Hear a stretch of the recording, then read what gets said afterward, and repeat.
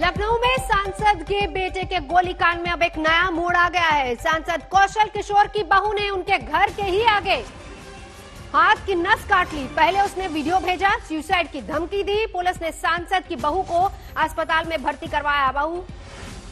सांसद की बहू ने घर की स्कूटी से पहले वहां पर पहुंची, हाथ की नस काट ली और वीडियो के बाद ट्रैक कर रही पुलिस ने उसे आनन फानन में अस्पताल पहुंचाया। तो ये बड़ी खबर है। लगातार सांसद का बेटा आरोप लगा रहा अपनी पत्नी पर।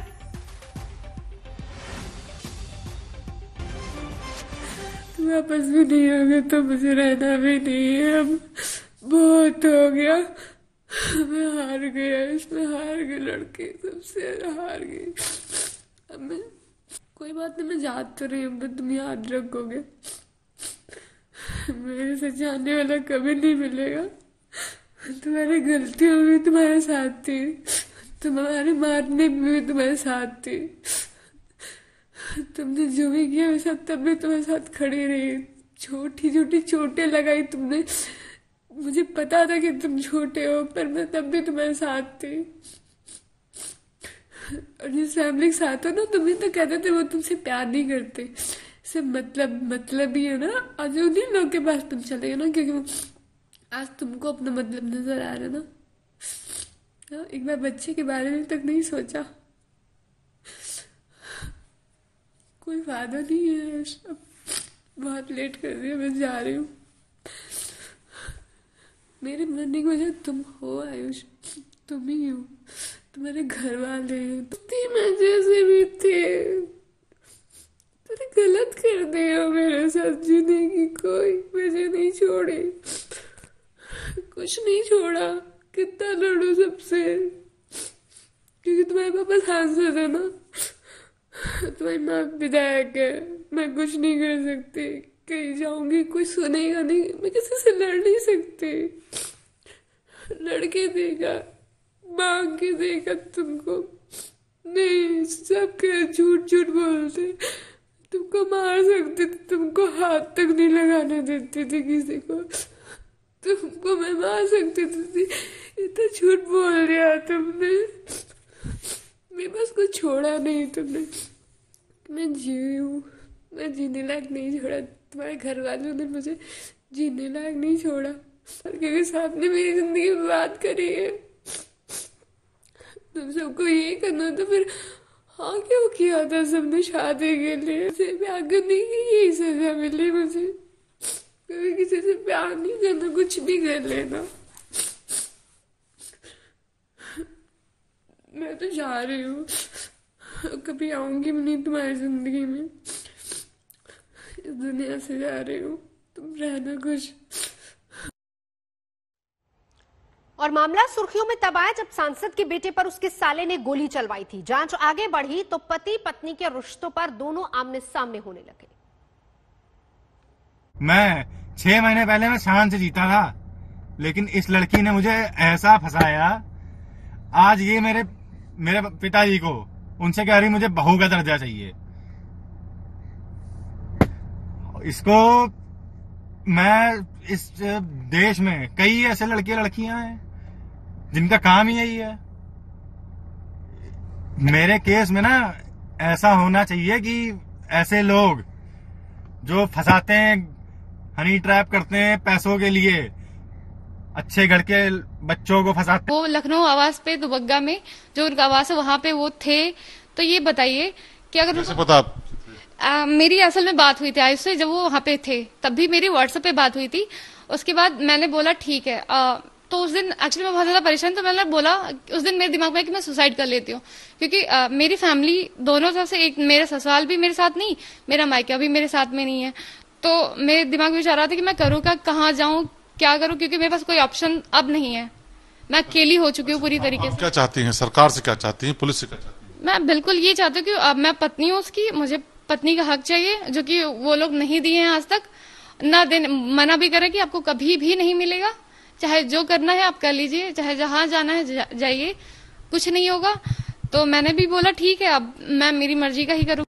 और इसी मुद्दे पर बीजेपी सांसद से आज तक ने बात की है, सुनिए क्या कह रहे हैं वो।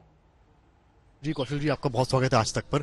कौशल जी, कल जो घटना हुई है, पहली बात तो वो मेरी बहू नहीं है जी, क्योंकि आयुष और उन लोगों ने अपने आप शादी किया, हम लोगों ने शादी नहीं किया, इसलिए वो मेरी बहू नहीं है। ये शब्द का यूज करना ठीक नहीं है।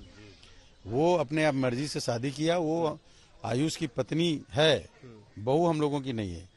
एक बात। दूसरी बात ये कि वो यहाँ पर नहीं आई थी मेरे घर पे, वो सड़क पे आई थी। वहाँ सड़क पे एक दूसरा घर बना हुआ है, वहीं सड़क पे उसने जो भी किया है, उसने ड्रामेबाजी की है। वो हमारी छवि को धूमिल कर रही है, हमारी और विधायक की छवि को धूमिल कर रही है। उसके पीछे कुछ लोग लगे हुए हैं, 2 लड़के उसके साथ थे, वही लोग पूछ रहे थे वहाँ पर। तो उसको प्रोवोक किया जा रहा है जानबूझ करके, और जो भी कर रही है वो हमारा और हमारी पत्नी विधायक जो है जयदेवी कौशल और हमारे जो और लड़के हैं आकाश किशोर, उनका जो है बदनाम करने का काम कर रही, छवि धूमिल करने का काम कर रही। ये एक अपराध है, वो अपराध कर रही है इस तरीके का। हमसे उसका कोई लेना देना नहीं है। आयुष को बेदखल कर दिया गया है, पहले से ही ऑलरेडी हम लोगों ने कर दिया था, और उसकी बेदखली की घोषणा जो उस तरह होती है अखबारों वगैरह में, उसको भी कर दिया जाएगा। उससे कोई लेना देना हमारा नहीं। कौशल जी, आपने कहा कि कोई लोग पीछे से उसको प्रोवोक कर रहे हैं, कौन है? आपको कुछ आइडिया? आपको ये मेरा आइडिया नहीं है, कोई ना कोई तो है उनके पीछे। वो लड़के कौन है उनको हम जानते नहीं है, पहचानते नहीं। वो जो लड़के उसके साथ गाड़ी से आए थे मोटरसाइकिल से, वो 2 लड़के कौन है? जो एक लड़के से खड़े होकर पूछते हैं कि तुम आयुष हो क्या, तो वो पहचानते भी नहीं है, और पूछ रहे हैं एक लड़के से कि तुम आयुष हो क्या। इस तरह के जो पूछने का मतलब है, तो इसका क्या मतलब है? कौन है? इसका मतलब यह है कि कोई ना कोई उनके पीछे लगा हुआ है, जो रोज उनको इस तरह की बात करता है कि आज तुम ये करो, आज तुम ये करो, आज तुम ये करो। और वो ऐसे ही लोग हैं जो मेरी छवि को धूमिल करना चाहिए। बड़ी तस्वीर यही दिख रही है कि आपकी छवि को धूमिल करने का, क्या आपको इसमें कुछ राजनीतिक साजिश नजर आती है? देखिए, राजनीति में किसी दल के लोगों ने कोई इस मैटर पे अपने कोई कमेंट नहीं किए हैं और इस पर कोई बात नहीं की है, इसलिए मैं इसको उस तरह की कोई साजिश नहीं कह सकता। लेकिन कोई ना कोई उनके पीछे लगा हुआ है जो ब्लैकमेलिंग कराने का प्रयास कर रहा है, वरना हमसे इस मैटर से क्या लेना देना है। जब करने के समय, शादी करने के समय ही ये बोल दिया गया था कि शादी जो कर रहे हो इससे हमारा कोई लेना देना नहीं है, अगर आप अलग रह सकते हो पूरा बेदखल कर देंगे, कोई परिवार से मैटर नहीं है। तो दोनों इसी बात पे तैयार थे। जब दोनों इसी बात पे जाके अपना कर लिया तो फिर मेरे से क्या मतलब है? और फिर आकर के ड्रामेबाजी करने की क्या जरूरत है? ड्रामा जानबूझ करके कर रही है और हम लोगों को बेवजह परेशान करने का काम कर रही, हम लोगों का मानसिक उत्पीड़न कर रही है, सामाजिक छवि धूमिल कर रही है। कानूनी अपराध है, और अगर कोई सुसाइड करना भी चाहता है, करने की धमकी देता है, ये भी अपराध है। और मैं कानून के साथ हूँ और पुलिस को चाहिए कि उसके खिलाफ कार्रवाई करे।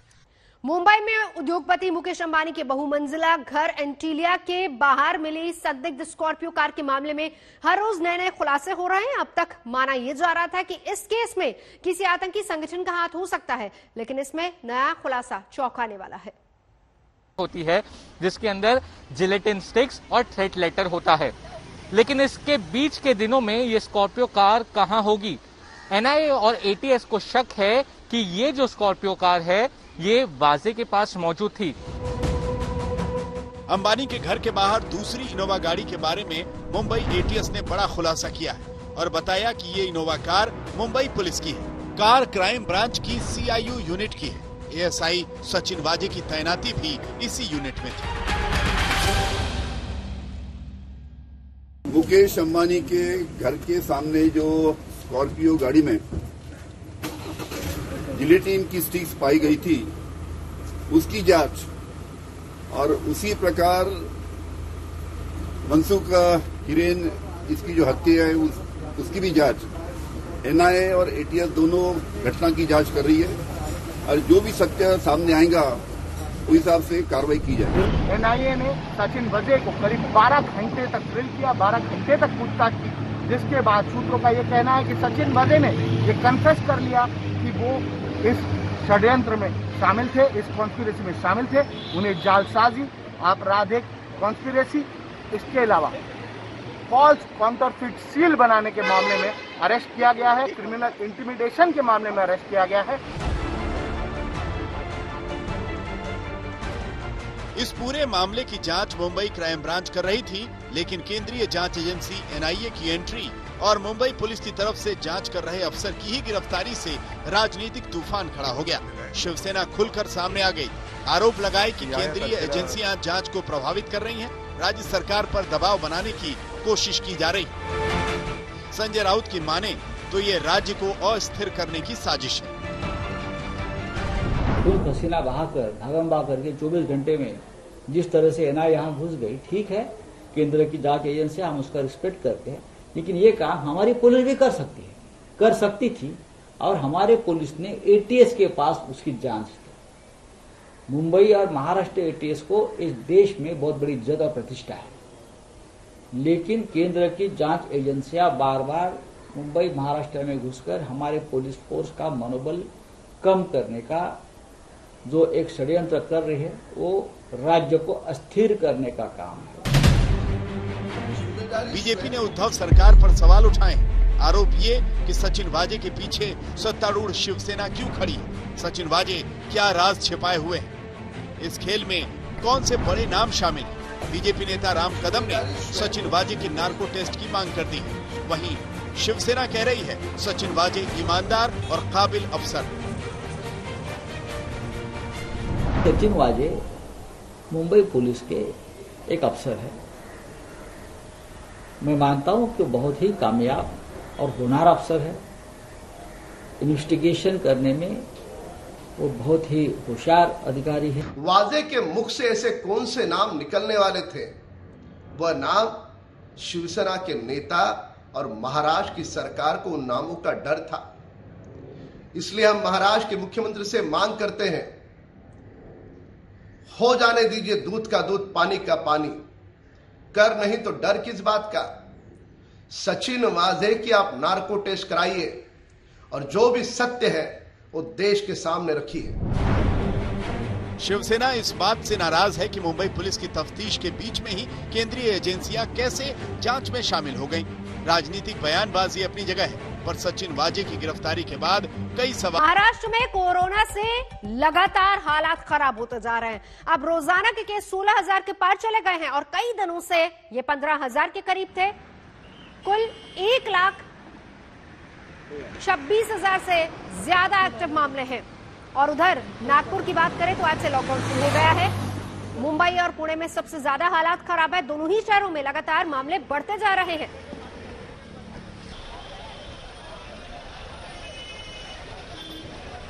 और इस बीच हालात क्या हैं जरा महाराष्ट्र के वो भी देखिए कि एक दिन में 16,620 मामले सामने आए, मौतें 50 हुई। महाराष्ट्र की तस्वीर आपको दिखा रहे हैं। एक्टिव मामले 1,26,231 हैं और जो लोग होम क्वारंटीन है वो भी 5,83,000 के पार है। तो मामले जहां अभी तक 15,000 के करीब सामने आ रहे थे, अब 16,620 मामले पिछले 24 घंटे की बात करें। देश की आर्थिक राजधानी मुंबई की अगर बात करते हैं तो कल 7 मौतें दर्ज करी गई हैं और कोविड का आंकड़ा 1900 के पार चला गया है। मुंबई, ठाणे, नागपुर, पुणे, अकोला, अमरावती, जलगांव, औरंगाबाद, ये राज्य के कुछ ऐसे इलाके हैं जहां पर एक्टिव केसेस बहुत ज्यादा बढ़ गए हैं और ये राज्य सरकार के लिए चिंता का सबब बने हुए हैं।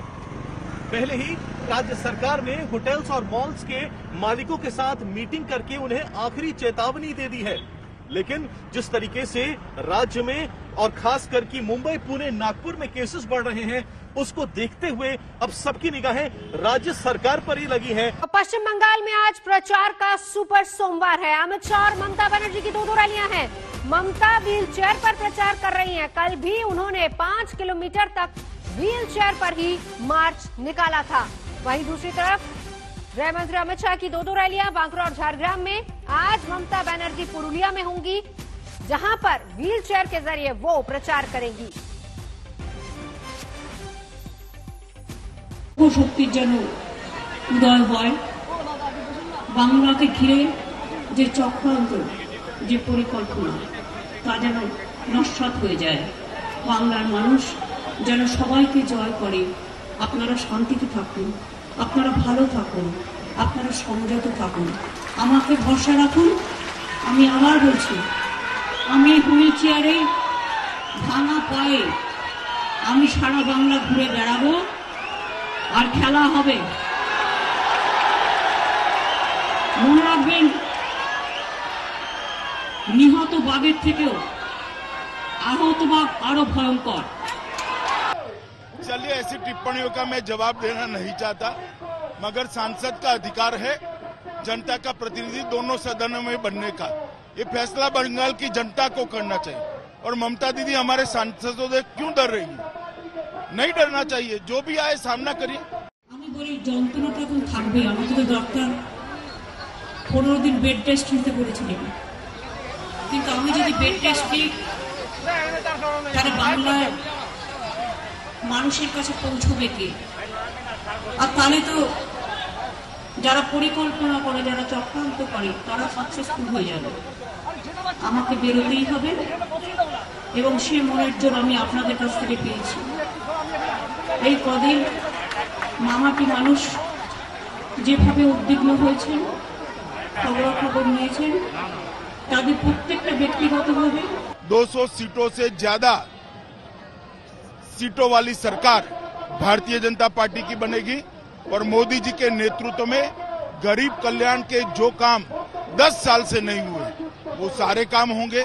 इंफ्रास्ट्रक्चर आगे बढ़ेगा, युवाओं को रोजगार मिलेगा, सीमाओं को भी हम सुरक्षित करेंगे, तुष्टीकरण को बंद करेंगे, गुंडा राज भी बंद करेंगे और भ्रष्टाचार को भी बंद करेंगे। আহত করার যে ঘটনা ঘটেছে, আমি নন্দীগ্রামবাসীকে আমার প্রণাম অভিনন্দন সালাম জানিয়ে, বাংলার প্রত্যেককে আমার প্রণাম অভিনন্দন সালাম জানিয়ে, আজকে যেহেতু আমার দুর্গাপুরে যেতে হবে, কাল থেকে পুরুলিয়ায় প্রোগ্রাম, আমাকে আবার হুইল চেয়ার থেকে গাড়িতে উঠতে হবে, গাড়ি থেকে আবার হেলিকপ্টারে উঠতে হবে, ওখান থেকে আবার দুর্গাপুরে নামতে হবে। টাইমিং একটা ব্যাপার আছে, তাই আজকে আমি আপনাদের কাছে ক্ষমা চেয়ে নিচ্ছি। हाजरा हमारा एक ऐतिहासिक जाएगा। निश्चित रूप से परिवर्तन का ही निशानी है। पूरा रोड खड़गपुर का एक भी व्यक्ति आज घर में नहीं है। खड़गपुर की राहें, रोड, रास्ते सब भरे पड़े हैं। यही बताता है कि बंगाल की जनता भारतीय जनता पार्टी के साथ है और मोदी जी के नेतृत्व में यहाँ परिवर्तन करना चाहिए। देखिए, निश्चित रूप से नंदीग्राम सीट पर हम बड़े मार्जिन के साथ भारतीय जनता पार्टी जीतने जा रही है। शुभेंदु वहां बहुत बड़े मार्जिन के साथ जीतेंगे। तो कल बीजेपी ने अपनी बाकी बची सूची का भी ऐलान कर दिया है। बाबुल सुप्रियो टॉलीगंज से उम्मीदवार बनाए गए हैं, क्या कहना है उनका, ये सुनते हैं। केंद्रीय मंत्री बाबुल सुप्रियो हमारे साथ मौजूद है और वो आसनसोल से लड़ चुके हैं, लोकसभा के सांसद के सदस्य हैं और इस बार विधानसभा चुनाव में टॉलीगंज की सीट से लड़ रहे हैं। बाबुल जी, अगर आप बता सकते हैं कि ये चुनाव जो है कितना एक्साइटिंग होगा, आप क्या डर रहे हैं या आप कॉन्फिडेंट हैं? नहीं, डरने का कोई सवाल नहीं है। डर तो उन्हीं को होता है जो लोगों के साथ अन्याय किया है। तो डर अगर कोई रहे तो वो तृणमूल कांग्रेस है। डर अगर कोई रहा है तो वो लेफ्ट हैं जो 34 साल यहाँ पे अब शासन किया है। डर अगर कोई रहे तो कांग्रेस है जिनकी कोई लीडर भी नहीं है और कोई एक पर्टिकुलर दिशा भी नहीं है जिस रास्ते पे वो देश को आगे लेके जाने की कम से कम मौका तो मिलेगा नहीं, लेकिन रूपरेखा हो। और हम बहुत खुश हैं कि हमें माननीय नरेंद्र मोदी जी जैसे एक हमें मार्गदर्शक, लीडर और इंस्पायर करने लायक एक ऐसे हमें पर्सनालिटी मिली है। और देखिए, जितना बड़ा चैलेंज उतना ज़्यादा मोटिवेशन, मैं इसी तरीके से देखता हूँ। एमपी का रिस्पॉन्सिबिलिटी मिनिस्टरियल वो है, सब है, लेकिन right at this point of time my hands are very full. Tollygunge में मुझे जो दायित्व दिया गया है, मैं पूरी तरीके से पूरी ऊर्जा के साथ लड़ूंगा और डेफिनेटली कॉन्फिडेंटली कह रहा हूँ कि ये सीट जीत के मैं अपने पार्टी के लिए ये सीट मैं जीत के दिखाऊंगा। और आसनसोल जैसे आपने मेरे इलाके की आपने बात की है, जिक्र की, वहाँ पे भी 7 सीटें हैं, तो 7 असेंबली सीट्स है, वो भी रिस्पॉन्सिबिलिटी रहेगा, लेकिन 2 अलग फेज में है, एक में 4th में है, एक 6th फेज में है। तो I have 8-9 seats to kind of and plus campaigning in other parts of Bengal. So BJP इस बार definitely जो ममता दीदी की जो टिरनी रही है, जिस तरीके से बंगाल को उन्होंने बंगाल के ऊपर अन्याय किया है, तो पिछले 10 साल से हर दिशा में उन्होंने जो अन्याय किया है, परिवर्तन के नाम से, उन्नयन के नाम से जो लोगों को उन्होंने डराया धमकाया, जो और पीछे लेके चले गए, जो हमारा देश जो आगे जाने की जो रास्ते में चल रही है माननीय प्रधानमंत्री जी के, उससे बिल्कुल स्पीड ब्रेकर, रोड ब्रेकर की तरह वो खड़ी हुई है। तो हम डेमोक्रेसी की हत्या, लोग वोट नहीं दे पाते हैं, तो वो सारी चीज़ें हम बंगाल को लौटाना चाहते हैं, वो वैल्यूज़ लौटाना चाहते हैं। ये पॉलिटिकल डिस्कोर्स नहीं हो सकती है और उस दिशा में आशुल परिवर्तन जो है, असली परिवर्तन जो है और अच्छे की तरफ परिवर्तन जो है, बुरा परिवर्तन क्या हो सकता है वो ममता दीदी ने दिखा दी है, बंगाल ने देख ली है। अब असल परिवर्तन की तरफ जो है माननीय प्रधानमंत्री जी के नेतृत्व में हमें उस दिशा में लेके जाना है और उस एक फुट सोल्जर होने के नाते उस दिशा में जो असेंबली इलेक्शन हो रही है उसमें मुझे एक सीट से लड़ने का जो एक दायित्व मिला है, इससे मैं बहुत खुश हूँ।